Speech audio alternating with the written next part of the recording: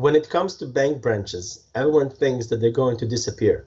I tend to say that they're going to definitely change their focus.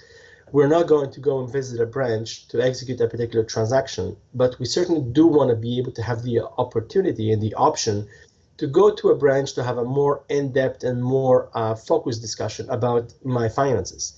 So I believe branches are going to stay.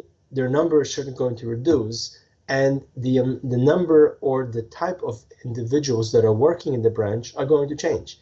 Rather than a cashier, I want to go in and talk to an advisor. So I think certainly there's definitely a place in the digital world that for brick and mortars. So branches, in my opinion, are going to stay, just like grocery stores are going to stay. Even though I can order all my groceries online and have it delivered, people still like to go to the store, choose and pick what they want, try different things and try different options, which isn't always possible online. I think in financial services, it's even more so the case because it's touching your money. So you want to have a good opinion, you want to have a good advice, you want to look at options, and you actually want to see the. So when I think about artificial intelligence, I immediately think about a robot and a person that is walking and talking and behaving like a human. What we need to realize that in many cases, the first signs of artificial intelligence are going to be computer-based. It's going to be programs. It's going to be algorithms.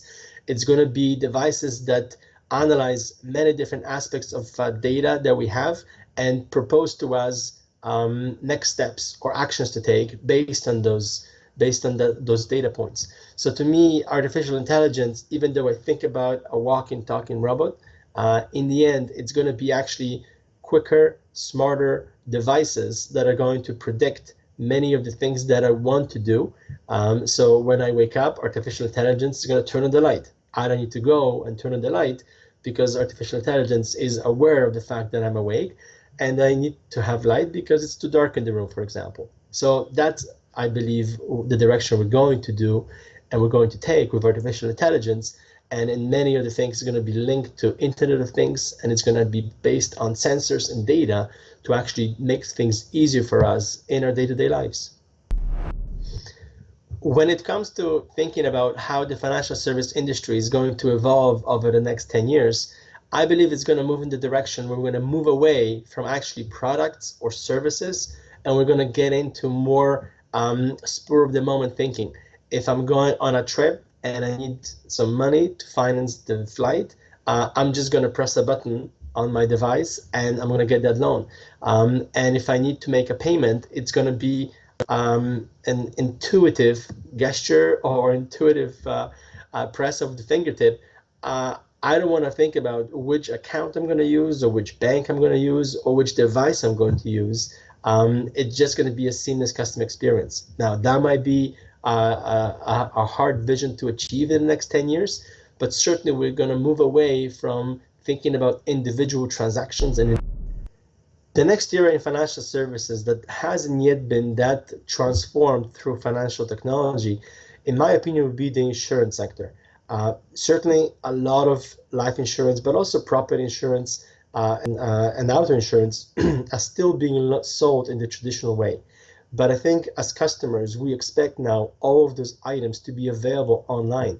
And I want to be able to have that level of consultation with an advisor through a mobile device, just like I would do through a person coming to see me. So I know life insurance in many cases is a difficult conversation to have. And in such case, this traditional salesperson coming to you and discussing to you the options has been the way to go.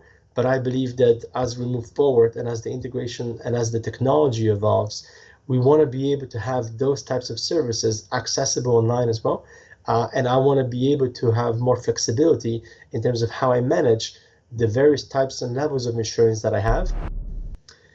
When it comes to messaging app, I think they certainly make our lives a lot easier and certainly improve the communications and sending of voice messages and files and videos and pictures and text messages and emoticons and gifs and all those items. I certainly do imagine and see that I do want to be able to manage my financials or actually transact my payments to this messaging app as well. The only difficulty that I see is that there seems to be now a plethora of these messages out there, of these types of apps, And I believe unless we actually can come to an agreement that there is a particular standard we want to use, I find it really hard to believe that financial services are going to enable their payments to go through each of these apps that are growing through and popping up on a regular basis. When I first became a manager, the retiring manager director that I'd worked with left me with one particular quote that has stuck with me for all these years.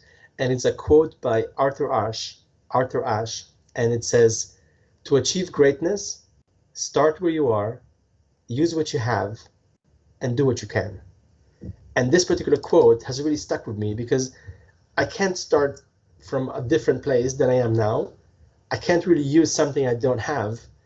And to achieve greatness and to do great things, I cannot do more than I actually can. And by doing everything that I can. When it comes to digital transformation, in the end, it all relies on the people that you're working with and the people that are around you. So I like to know that I'm surrounded by the best people when I actually have people that challenge me. People come with new ideas, people come with different thoughts of view. And I think if you only hear yes, sir, from the people that are working with you, then you're not working with the right team. You got to be working with the people that challenge you. You got to work with the people that motivate you. You got to work with the people that inspire you. And only in such a good environment can you actually achieve progress. And if I was going to give one message on how to start the digital transformation journey for someone in the Central and Eastern Europe, I certainly would say don't reinvent the wheel. There are many examples of innovative approaches, digital products and digital services out there in the world, and we should be aware of what everyone else is doing, and as much as possible, use the experience of others to guide our direction and to guide our strategy. Certainly, there's many innovative aspects that are happening right in our region. So by saying, look outside of your own particular industry or your own particular country, I don't mean to always look far west or far east for the matter, but also look around your own environment and your own neighborhood or other industries. There are many innovative examples from outside of financial services that can certainly guide. And when it comes to digital transformation, you can't really say that it's more important to have innovation rather than the culture, because one drives the other. You have to have an innovative culture in order to come up with new ideas, and you have to actually have good ideas to be able to bring them to light. So when it comes to digital transformation, we think it's always a mixture of three key things. One is the understanding of the business and the strategic direction that a company is taking. Two, it's this innovative drive, and it's this focus on customer journeys and experience and this creative aspect. And third is the underlying technology. When it comes to digital transformation, the technology that drives it is a key, and is also a key that drives many of the innovations.